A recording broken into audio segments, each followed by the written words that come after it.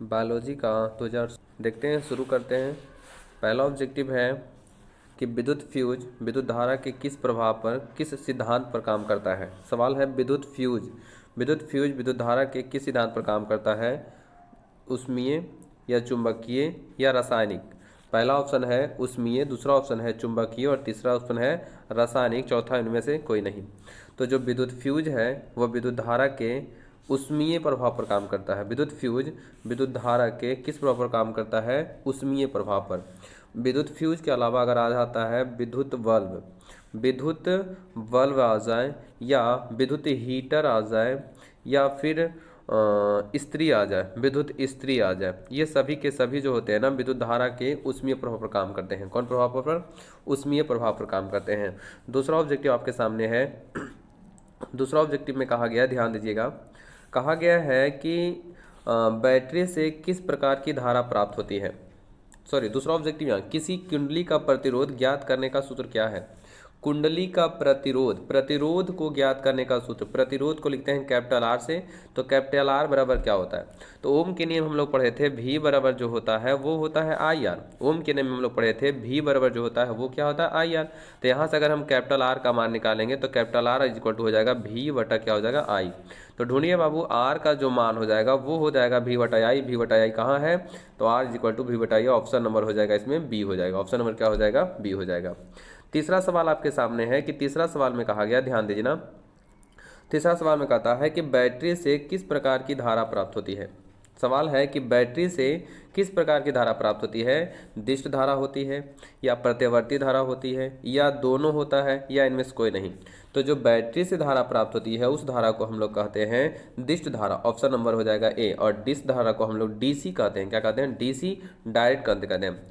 मतलब कि वह धारा जो लगातार हमेशा एक ही दिशा में प्रवाहित होता रहे, एक ही दिशा में प्रवाहित होता रहे, तो वैसी धारा को हम लोग कहते हैं दिष्ट धारा। और दिष्ट धारा की जो प्राप्ति होती है वह किससे होती है, बैटरी से होती है। चलते हैं अगले सवाल की ओर। अगला सवाल आपके सामने है, ध्यान दीजिएगा।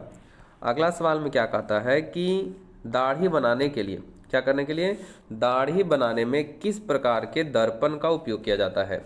दाढ़ी बनाने में किस प्रकार के दर्पण का उपयोग किया जाता है, अवतल दर्पण, या उत्तल दर्पण, या समतल दर्पण, या कोई नहीं।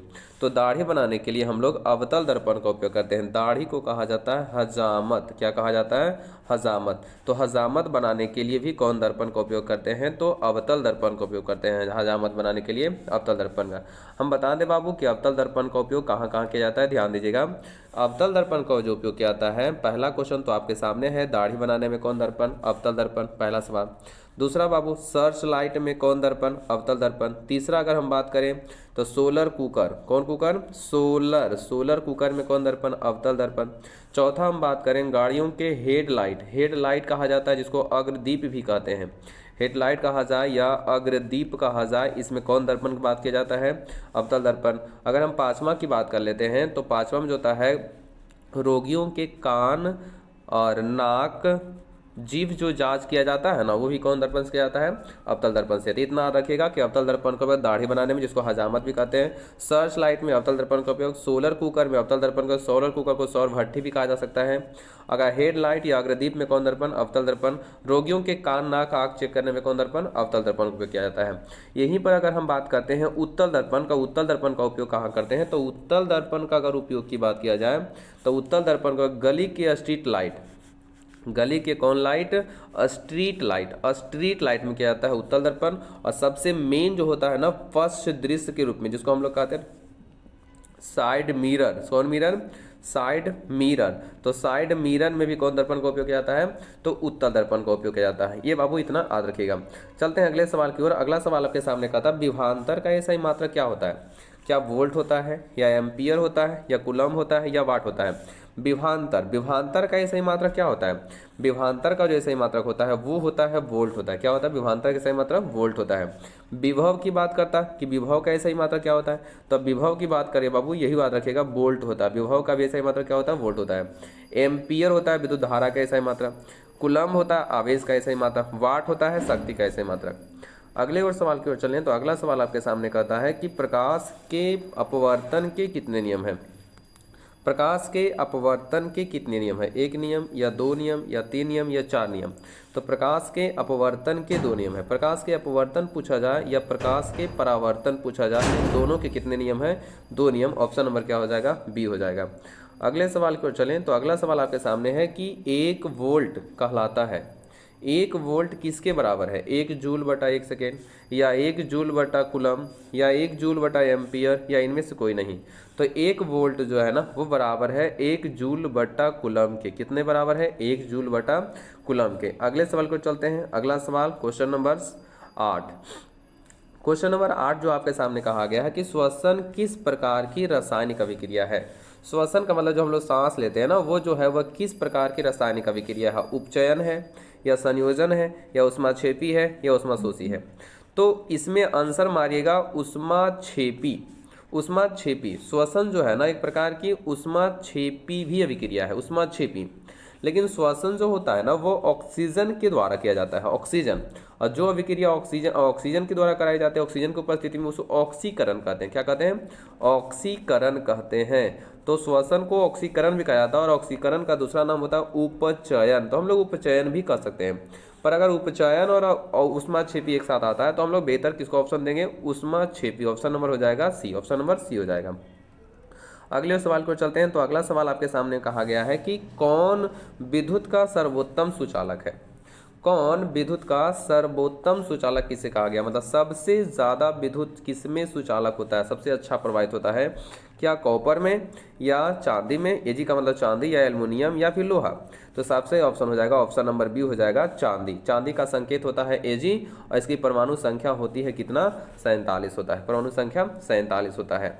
सबसे अधिक तन्य कौन धातु होता है? अगर तन्य की बात करेगा तो तन्य को हम लोग देंगे ऑप्शन बाबू सोना, जिसका संकेत होता है एयू होता है। चलते हैं अगले सवाल की ओर। अगला सवाल आपके सामने ये कहा गया है, सवाल कहता है कि आवर्त सारणी के उदग्र स्तंभ को क्या कहा जाता है? आवर्त सारणी के उदग्र स्तंभ, उदग्र स्तंभ को क्या आता है? मतलब जो ऐसे ऐसे जो खींचा जाता है ना आवर्त सारणी, उसको हम लोग क्या नाम देते हैं? तो इस प्रकार के लाइन को हम लोग कहते हैं वर्ग कहते हैं, या इसी को समूह भी कहा जाता है। वर्ग कहा जाए या समूह कहा जाए। तो आवर्त सारणी के उदग्र स्तंभ को क्या कहेंगे? वर्ग कहेंगे या फिर समूह कहेंगे। इसकी संख्या कितनी होती है? तो आधुनिक आवर्त सारणी के अनुसार इनकी संख्या 18 होती है। और जो इस प्रकार से जो लाइन खींचा जाता है इसको हम लोग कहते हैं क्षैतिज, अर्थात इसको आवर्त कहते हैं। और इसी संख्या जो होती है वह कितनी होती है? 7 होती है। आधुनिक आवर्त सारणी परमाणु संख्या का बढ़ते क्रम पर आधारित है, और इसको सजाने का जो काम किए थे वो कौन किए थे? हेनरी मोसले ने किए थे। चलते हैं अगले सवाल की ओर। अगला सवाल आपके सामने में कहा गया है कि कौन कौन उपधातु है? उपधातु कौन है? तो उपधातु इनमें बाबू लोहा नहीं है, ना हमारा कॉपर है, ना ही हमारा निकेल है। तो ऑप्शन नंबर हो जाएगा डी। ऑप्शन नंबर क्या हो जाएगा? डी। एसवी जो हमारा है वह एक प्रकार का उपधातु है। एसवी जो है, एसवी हमारा एक प्रकार का क्या है? उपधातु है। अगला सवाल है पीतल क्या है? पीतल क्या धातु है, या अधातु है, या मिश्र धातु है, या उपधातु है? तो जो पीतल है वह एक प्रकार का मिश्र धातु है। पीतल एक प्रकार का क्या है बाबू? मिश्र धातु है। याद रखिएगा पीतल जो है ना एक प्रकार का मिश्र धातु है। ये है copper plus Z, copper plus Z का, कॉपर प्लस किसका? जेड का। पीतल जो है ना वह कॉपर प्लस जेड मतलब होता है तांबा और जिंक का हमारा है कौन? पीतल होता है। अगले सवाल की ओर चलें। अगला सवाल आपके सामने कहता है, अगला सवाल को ध्यान दीजिए, बहुत इजी सवाल, बहुत इजी, एकदम बहुआ जैसा सवाल है। अम्लीय विलयन का पीएच मान क्या होता है? अम्लीय विलयन का पीएच मान क्या होता है? तो वह विलयन जिसका पीएच मान जो होता है 7 से कम होता है, 7 से कम होता है उसको हम लोग कहते हैं अम्लीय। 7 से ज़्यादा हो जाएगा उसको हम लोग कहते हैं क्षारीय। और अगर 7 हो जाता है तो उसको हम लोग कहते हैं उदासीन। तो बताओ क्या कहता है अम्लीय विलयन का पीएच मान? अम्लीय विलयन 7 से कम हो जाएगा, 7 से कम तो रहेगा उसको क्या मारेंगे? अम्लीय। तो ऑप्शन हो जाएगा, ऑप्शन नंबर हो जाएगा बी। 7 से कम को हम लोग क्या कह देंगे? अम्लीय कह देंगे। अगले की ओर चलते हैं। अगला सवाल आपके सामने है, सरलतम हाइड्रोकार्बन, सरलतम हाइड्रोकार्बन है, सरलतम हाइड्रोकार्बन है, सरलतम हाइड्रोकार्बन क्या मीथेन है, या इथेन है, या प्रोपेन है, या ब्यूटेन है? तो जो सबसे सरल हाइड्रोकार्बन है, सरलतम हाइड्रोकार्बन है ना, वो होता है मीथेन। सबसे सरलतम हाइड्रोकार्बन हम लोग क्या कहते हैं? मीथेन कहते हैं। सबसे सरलतम हाइड्रोकार्बन क्या होता है? मीथेन होता है। चलते हैं आगे की ओर। अगला सवाल है कूटपाद किसमें पाया जाता है। कूटपाद को और एक नाम बोलते हैं पादाव भी बोलते हैं। तो कूटपाद या पादाव किसमें पाया जाता है। पैरामीशियम में, या फिर यूग्लिना में, या अमीबा में, या इनमें से कोई नहीं। तो इसका सही ऑप्शन ऑप्शन नंबर हो जाएगा सी, अमीबा में कूटपाद पाया जाता है। कूटपाद अमीबा में। अमीबा का गमन अंग भी कहलाता है क्या, कूटपाद। अमीबा का गमन अंग, गमन अंग क्या कहलाता है, कूटपाद कहलाता है। इसी कूटपाद की मदद से अमीबा किसी भी प्रकार के जो भोजन ग्रहण करता है उसको ग्रहण करता है। अमीबा का भोजन का अगर बहिष्करण भी होता है तो कूटपाद से होता है। पकड़ने का काम होता है कूटपाद से होता है। ग्रहण करने का काम कूटपाद से होता है। चलने का काम कूटपाद से होता है। तो याद रखिएगा अमीबा कैसा जीव है, तो एक कोशिकीय जीव है। अमीबा कैसा जीव है, एक कोशिकीय जीव है। इसका आकार पूछा जाता है तो बाबू अनिश्चित याद रखिएगा। अमीबा का आकार कैसा होता है, अनिश्चित। अमीबा का आकार अनिश्चित होता है। चलते हैं अगले सवाल की ओर। अगला सवाल आपके सामने कहा गया कि पुष्पी पौधों में लैंगिक जनन होता है। पुष्पी पौधों में लैंगिक जनन, लैंगिक जनन पुष्पी पौधों में किसके द्वारा होता है। पत्तियों के द्वारा होता है, या फूलों के द्वारा होता है, या तना द्वारा होता है, या इनमें से कोई नहीं। तो पुष्पी पौधों में जो लैंगिक जनन होता है वो होता है फूल के द्वारा। पुष्पी पौधों में लैंगिक जनन किसके द्वारा होता है, फूल के द्वारा। Option number B, option number B, option number B. चलते हैं अगले सवाल की ओर। अगला सवाल आपके सामने कहा गया है कि निम्न में कौन उत्सर्जी अंग है। निम्न में कौन उत्सर्जी अंग है। उत्सर्जी अंग उसको कहते हैं जो शरीर में बन रहे हानिकारक पदार्थों को, शरीर से हानिकारक पदार्थों को बाहर निकाल देता है, वही अंग ही कहलाता है उत्सर्जी अंग। तो हमारे शरीर में इनमें से कौन उत्सर्जी अंग है, ब्रीक है, या अग्नाशय है, या आँख है, या इनमें से कोई नहीं। तो ब्रीक हमारा हुआ, ऑप्शन नंबर हो जाएगा ब्रीक। और ब्रीक को किडनी भी कहते हैं, क्या कहते हैं, किडनी भी कहते हैं। इसको गुर्दा भी कहा जाता है। तो इसका अलग अलग नाम है, ब्रीक कहो, या किडनी कहिए, या गुर्दा कहिए। किसको बाबू, उत्सर्जी अंग कौन होता है, ब्रीक होता है। यह आकार सेम के बीज की तरह होता है। किसके तरह, सेम के बीज की तरह होता है, जिसकी संख्या हर मानव शरीर में 2 होती है। हर मानव शरीर में इसकी संख्या 2 होती है। अगला सवाल आपके सामने है कि शुक्राणु बनता है। शुक्राणु बनता है, शुक्राणु का आकार कैसा होता है। शुक्राणु का आकार होता है सर्पाकार होता है। शुक्राणु का आकार कैसा होता है, सर्पाकार। और शुक्राणु कहाँ बनता है, वृषण में, या मूत्राशय में, या गर्भाशय में, या अंडाशय में। तो जो वृषण शुक्राणु जो बनता है वो कहाँ बनता है, वृषण में बनता है। शुक्राणु कहाँ बनता है, वृषण में। ऑप्शन नंबर हो जाएगा ए, शुक्राणु कहाँ बनता है, वृषण में बनता है। अगला सवाल को चलें।